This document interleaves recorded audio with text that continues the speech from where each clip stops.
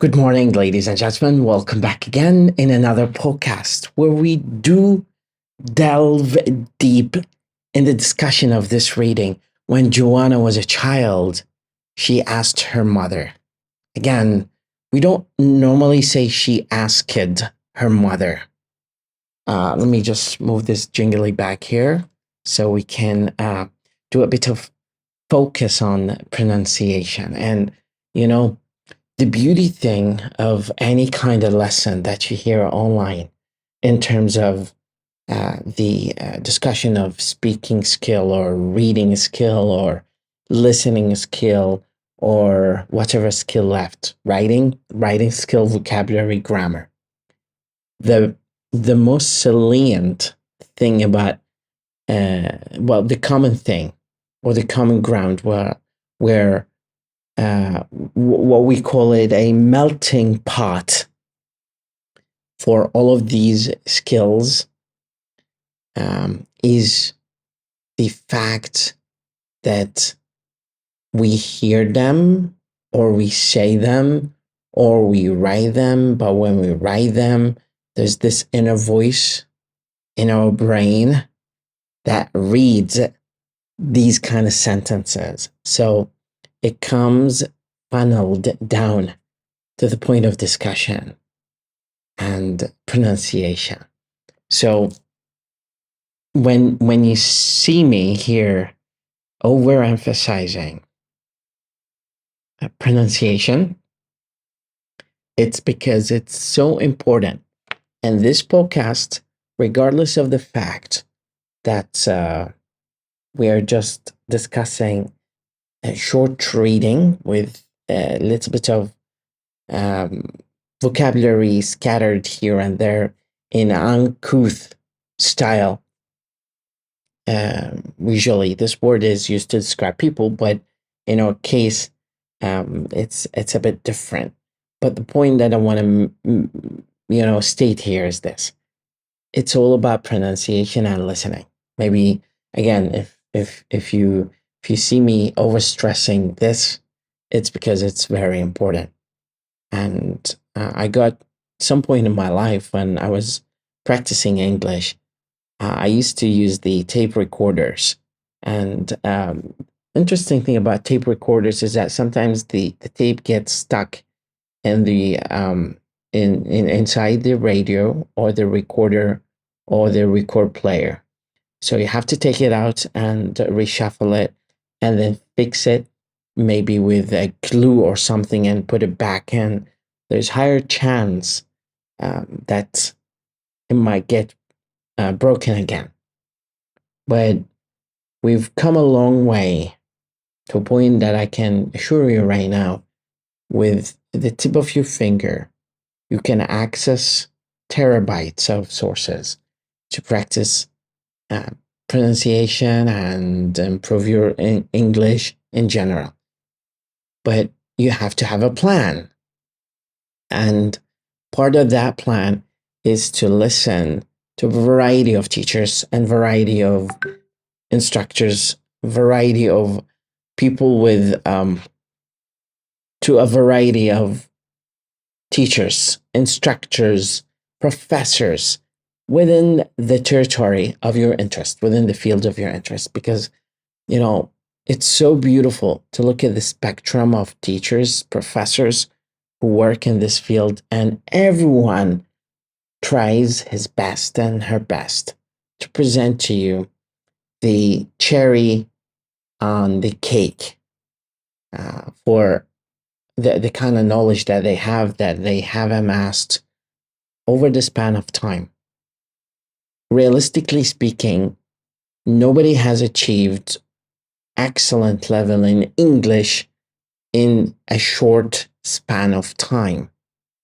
This journey is very long journey. In English, we say the journey is very long, but you have to have a plan.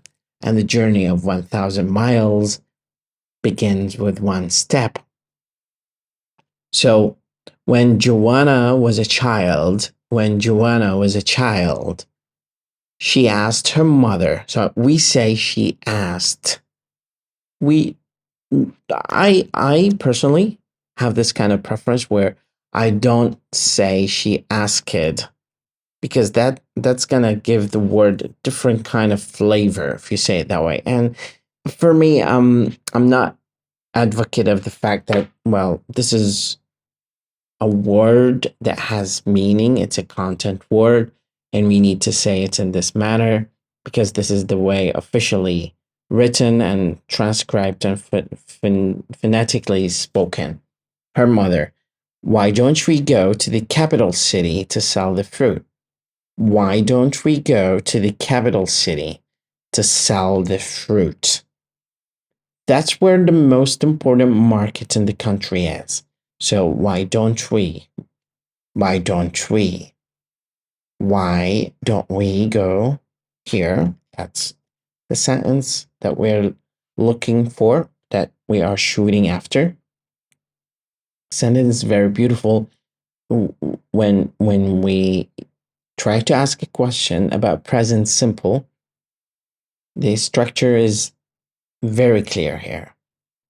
The auxiliary verb do with why, which is the question marker or tool that we use, and go to the capital. Why don't we go to the capital? That's where the most important market in the country is. So look here. That's where the most important mark. All of this is a subject.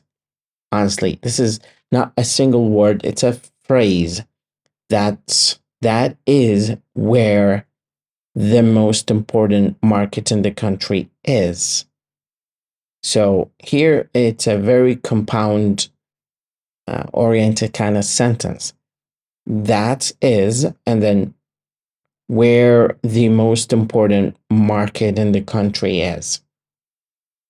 Her mother told her that someone had tried once. Look, the structure is not someone tried once and they had failed.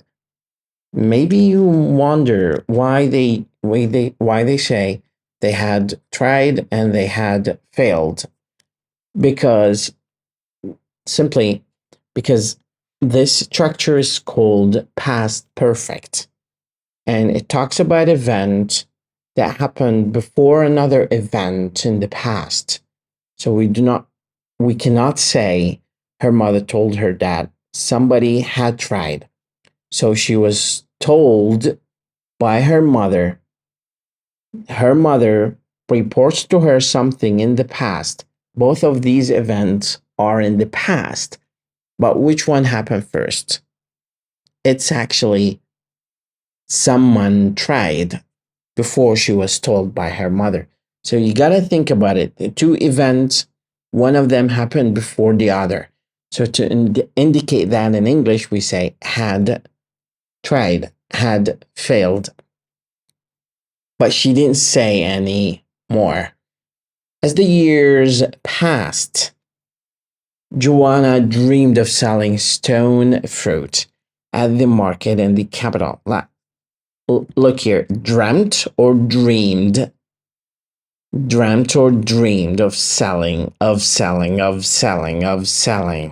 stone fruit at the market. Now, we normally say at the market, not on the market, at a specific place in the market. At is a very interesting preposition in English because sometimes it gets confused with in.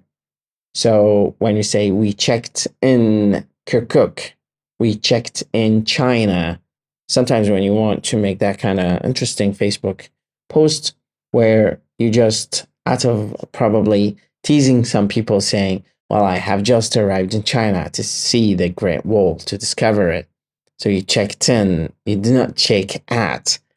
But since she has a stall at a specific place in the market, and this is spatial and locational, it's in time and space. At refers to a very specific thing in time or location. So it's locational or spatial. So, for example, when we talk about at and in tends to be broader. So if I tell you, where can we meet? You say, I'll meet you in Baghdad. Now, Baghdad is a very big, metropolis. It's a very big city. So I'll see you at Rida Alwan in Rubai. So that's very specific. I'll see you at the corner. Now, when can we meet in the morning? You would say, I will meet you in the morning at 11 a.m. So that's at this point, we have talked about past perfect, and we have talked about the use of at and in English. And I think that's enough for this evening lesson. If you like this podcast, please subscribe to my channel so we can carry on with this trajectory of lessons, because I really think they are going to benefit you so much. Have a wonderful day or night. مدرب لغة وليد خالد.